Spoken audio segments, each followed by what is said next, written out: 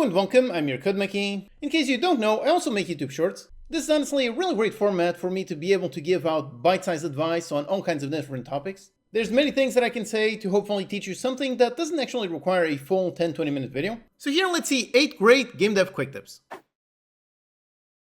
Here's a very important question. So when exactly do you launch a Steam page? This is very important because if you look online you might see, let's say, conflicting advice, or rather there's some nuance to it. So the advice that you might see is simply as soon as possible. However, that can be interpreted in many different ways. So does that mean when you have literally nothing but a gray box prototype? The answer is nope, that's not it. Or does that mean when you have something gorgeous and fully polished? And the answer is nope, that's not it either. So it's somewhere in between those two, between the rough gray box prototype and the final polished game. Somewhere in between that, that's when you actually launch a Steam page. So I'd say the rough guide is when you hit upon these 3 rules. So the first of all is when you have the game idea fully settled. So you know exactly what kind of game you're making, you're not going to suddenly change genres. You already know, okay, I'm going to make a simulation game about being some kind of medieval blacksmith. That's a game idea, that's what you're going for, that is set in stone.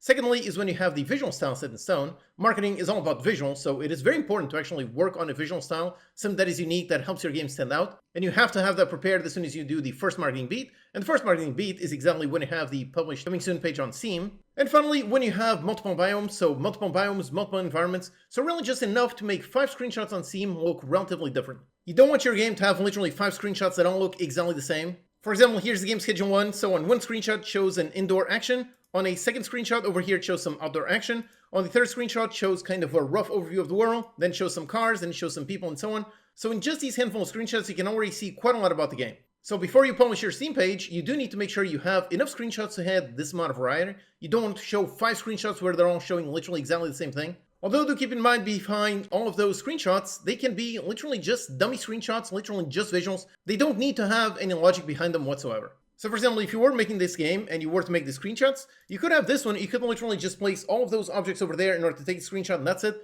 So you could actually not have any player controller, any growing system, anything at all. The important thing is just having visuals. Remember how when you first launch a coming soon page, you really just have a coming soon page, so you just have the marketing visuals. No one is actually going to play your game by that point. So really, all you need is really just visuals and that's it. They don't need to actually have logic behind them. So this is a rough guide for when you should publish your coming soon page. Is when the game idea is fully settled, when you have a nice visual style, and when you have enough stuff to showcase that the game is actually something that is going to be interesting and not someone's first prototype. One of the best strategies for sustainable in development is one that Jeff Vogel from Spiderweb Software has been doing for over 25 years. And that is basically the simple strategy of where you have multiple games, all of them sharing the same core thing, all of them on roughly the same genre. In this case, he makes very much old school classic CRPGs. In the past 20 years, he has literally made dozens of games. And again, all of them have similar mechanics because they're all very much on the same genre. Some of them reuse a ton of sprites, a ton of text. So by following this strategy, you can be very efficient with the games that you produce. Now, of course, the games have to be good, but if they are good, then over the years you'll basically gather a nice audience that really enjoys the specific style of game that you make. So anytime you make a brand new game, you don't necessarily start off completely at zero, but you have a nice base player base, you have a nice amount of fans that have enjoyed your previous games, and they will probably enjoy your next few games. If you're interested in sustainable in development, I highly recommend you check out this GDC talk, Failing to Fail, the Spiderweb Software Way. Again, remember how this industry is very, very tough in that about 95% of games don't make their money. So if you want to make games as a living and you want to do this for the long term, then sustainability, personally, I think it is something very important. And this is definitely a great source and it's a great strategy if you want to do this for longer. So how exactly do you test game ideas? I've talked about many times on how the core game idea that you choose is going to have a massive impact on the amount of success or failure that your game has. If you make yet another 2D puzzle platformer, your odds of finding success are very low. Whereas if you make some kind of similar game, your odds of finding success are definitely much higher. Never guaranteed, but definitely much better. So picking a good game idea is definitely crucial, but how exactly do you know what is a good game idea? And the answer is first of all by just studying the market. So personally I keep track of the Steam homepage and I keep track of all the games coming out on every single month just to see what exactly is doing hot right now versus what is not.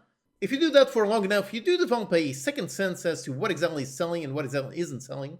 That is why I can tell you pretty confidently, okay, your odds of finding success through some kind of similar game or some kind of horror game or some kind of incremental game are infinitely higher than if you make some kind of 2D puzzle platform. That is because I follow Steam, and I can see every single month lots of games come out. These genres do tend to find success, and these ones do not find success. Then specifically for testing your game idea, you can post GIFs of your game on something like Reddit or Twitter, and basically can see what kind of engagement you get.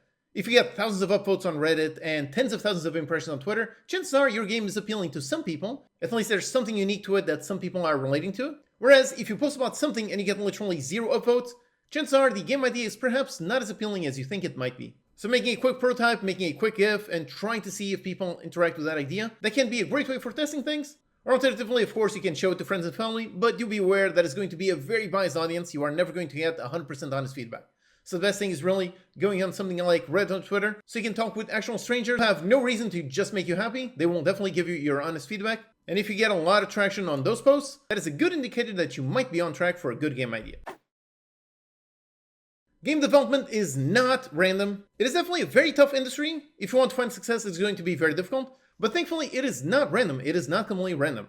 Basically, whenever I talk about Steam game marketing and how to find success, how to actually do a proper marketing push so that your game actually does manage to hit your goals, whenever I say that, there's always someone saying, nothing of this works, it's all completely random. And while it is true that nothing is ever guaranteed, it is not true that it is completely random. When you think of something random, you think of, for example, a coin flip, whereas when you fire the coin, maybe it's heads, maybe it's tails, you have absolutely no control over it. As soon as you fire it off, it's really completely random. 50% of the time it will be tails, 50% will be heads, and that's really it. That's just the law of the universe. However, when you publish a game, that is not the case. Nothing is guaranteed, but you can definitely shift the odds in your favor. For example, if you make a 2D platformer, your odds of finding success are going to be very, very low. Hollow Knight is the extreme exception, it is not the rule. Most 2D platformers do not find success. Whereas on the other hand, if you make something on the highly popular simulator genre, your odds of finding success are definitely much, much higher. Again, still not guaranteed, but you definitely improve the odds in your favor by choosing a good marketable genre as opposed to something that is oversaturated and players don't really want. So game dev is not a lottery, it is not completely random. Luck is always a factor, as it is in literally anything,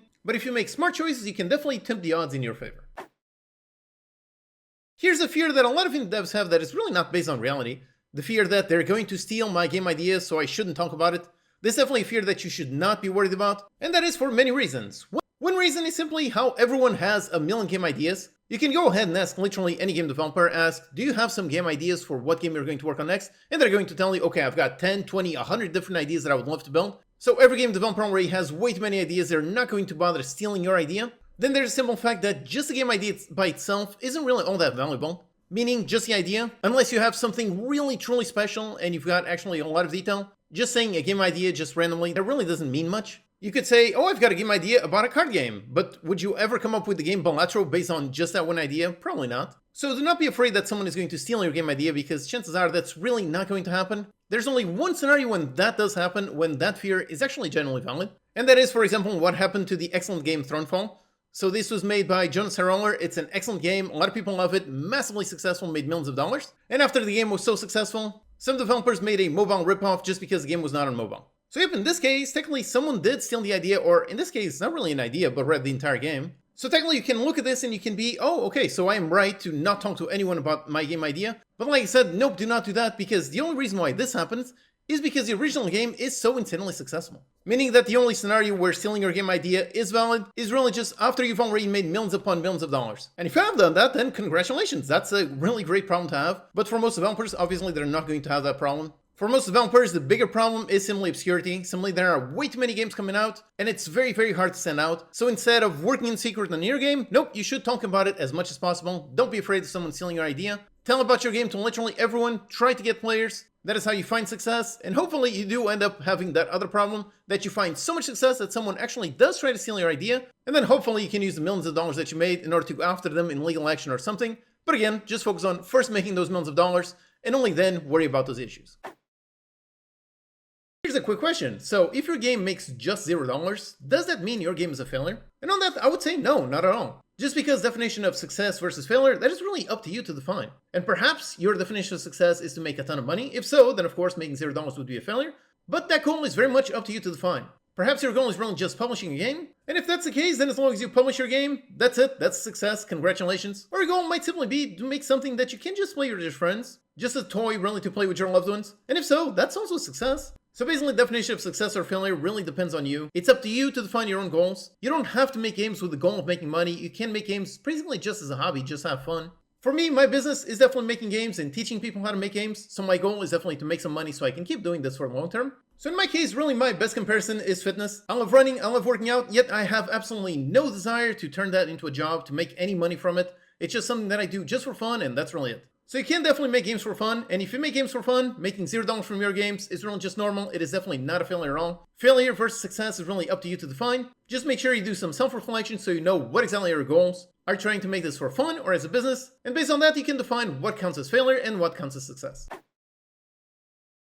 Have you played Angry Birds? Do you know just how massively successful this game was? I remember back when it came out there was tons of talk on how successful this game was and how it was insane to make so much money with one game. However, around this time I also heard a very interesting conversation that is actually not based on reality at all, which is there were a lot of people talking about how this game came out of nowhere and this developer suddenly made literally billions of dollars. However, that is not the case. Some people look at this and they think, okay, this was their first game, this studio made their first game and they found a massive hit on their very first game, but that is not the reality. That is usually never the reality. It is very, very rare for someone's very first game to be a massive hit. In reality, the studio behind Angry Birds, Rovio Entertainment, developed 51 games before they found a massive hit with Angry Birds. And this is very much a reality, this is not the exception. So if you yourself are making your own games, if you're just about to make your first game, you should not expect your first game to be A, your masterpiece, or B, massively successful. If you do, then congratulations, but that really means you are an extreme outlier. Most people, most developers, they need to actually get experience before they make something that is good, something that really hits. So most developers' hits will not be their first game.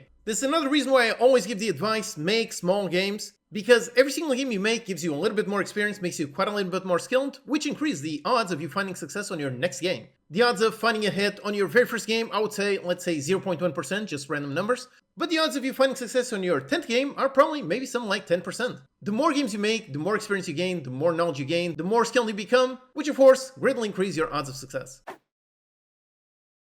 One of the hardest lessons that I've had to learn is how success is not linear. Meaning if you make X amount of dollars on your first game, you cannot assume that your second game will make X amount plus something. Now I learned this lesson the hard way with my two first Steam games. The first one, Survivor Squad, this one actually did very well. It actually made about 100 grand in the first 6 months. However, then the sequel, which I launched about 1 year later, that one in the same time frame only made about 10 grand. And this is despite the fact that I do feel that the second game is objectively better than the first game in literally every single way. But regardless of that, these were the results. And believe me, back then, that was definitely a very tough time. Suddenly seeing my income drop 90% from one game to the next, that was definitely scary. It definitely put into question, can I actually do this for the long term? Now, thankfully, I've always been pretty good at managing my money. I never really overspend way too much. So I did have savings, which basically allowed me to survive this flop until I made my third game. My third game was GameCorp DX, which was insanely successful, which then allowed me to survive the fourth game, fifth game, and so on. But that was definitely a very painful lesson. Essentially, you will have some hits and you will have some flops. So yeah, do not assume that success is linear. Whatever amount of money your first game makes, your second game might not necessarily make more than that. Or it might make a ton more, or it might make quite a lot less. Indie game development is a very tricky business and definitely is based on hits and flops that fluctuates all over the place. It is not like a normal job where you get like a 5% raise every single year. Nope, you can make a certain amount of money in 1 year, then on the next year make 10 times that amount, then on the other year make only 10% of that amount. So make sure you know this lesson, meaning make sure you are good with your money and you don't spend expecting that the second game will make as much or more than the first game. And in the long run, the more games you make, the more experience you make, and the more games you have, the smoother your revenue. Across my entire career, I've had some games that were hits, some games that were flops, and by being good with money and managing those two, that is how I've managed to have a career for a relatively long time. Alright, so I hope you found these shorts with bite-sized advice useful in your own learning journey. Thanks for watching, and I'll see you next time.